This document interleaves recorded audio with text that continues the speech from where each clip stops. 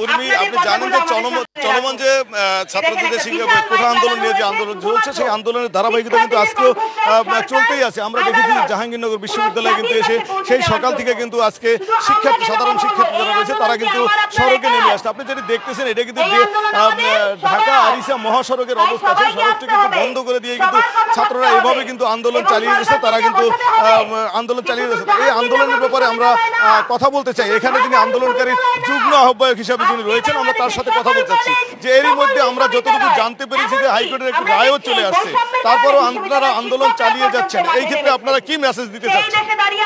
আপনারা জানেন যে হাইকোর্টের যেটি বর্তমানে আজকে রায় এসেছে সেটি কিন্তু 18 যে পরিপত্র ছিল সেই পরিপত্রটি বহাল করা হয়েছে, কিন্তু আমরা কিন্তু 18 রায় যে পরিপত্র সেটি বহাল করার জন্য কিন্তু আমরা আন্দোলন করে যাচ্ছি না। আমরা কিন্তু গতকাল আপনারা যে আমাদের কেন্দ্রীয় সমন্বয় টিম সেখান থেকে সুনির্দিষ্ট দেওয়া হয়েছে এবং সেখানে এক দফা দাবি হয়েছে। সেই এক দফা দাবিটি ছিল যে আমাদের সরকারি চাকরির সকল গ্রেডে অযৌক্তিক এবং বৈষম্যমূলক যে কোটা ব্যবস্থা সেটি বাদ দিতে হবে এবং অনগ্রসর এবং পিছিয়ে পড়া জনগোষ্ঠী যারা আছে এবং বিশেষ চাহিদা সম্পন্ন যারা ব্যক্তি রয়েছেন অর্থাৎ প্রতিবন্ধী, এবং সেই সাথে শুধুমাত্র মুক্তিযোদ্ধার সন্তানদের জন্য সর্বোচ্চ 5% কোটা রেখে সংসদে একটি আইন পাস করতে হবে। আমাদের সেই এক দফা দাবির আমাদের রায় আসে নেই, তাই আমরা গতকালই বলেছি এই এক দফা দাবির পক্ষে সেটি নির্বাহী বিভাগ থেকে হাইকোর্ট থেকে কোনো রায় না আসে তাহলে কিন্তু আমরা লাগাতার কর্মসূচির অংশ হিসেবে আমরা আন্দোলন চালিয়ে যাব।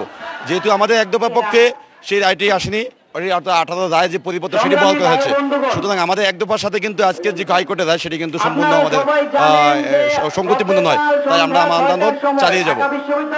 যেমনটি শুনছিলেন যে আন্দোলনকারীরা বলছেন যে কোর্ট যে রায়টি দিয়েছে সেই রায়টির ব্যাপারে তাদের কিন্তু সন্তুষ্ট তারা হতে পারেনি এবং তারা কিন্তু বলছে এখানে বিভিন্ন স্লোগানে মুখরিত করে দিয়েছেন ছাত্ররা এবং তারা বলছেন যে এই আন্দোলনটা যদি সরকার যে কাজটি করতেছে সেখান থেকে যদি সরে না আসে তাহলে প্রজন্মের পর প্রজন্ম এই আন্দোলন চালিয়ে যেতে হবে, এমনটাই কিন্তু তারা বলছেন। তাই সেই ক্ষেত্রে তারা কিন্তু এই আন্দোলন থেকে তারা সরে আসবেন না এমনটাই কিন্তু তারা বলে যাচ্ছেন এবং এই সড়কে যে যাদের তীব্র গরমকে উপেক্ষা করেই কিন্তু সাধারণ শিক্ষার্থী যারা রয়েছে তারা কিন্তু আন্দোলন চালিয়ে যাচ্ছে এবং এই ক্ষেত্রে কিন্তু আমরা দেখেছি যে যেহেতু এটি একটি মহাসড়ক, সেই সড়কটি কিন্তু বন্ধ রয়েছে।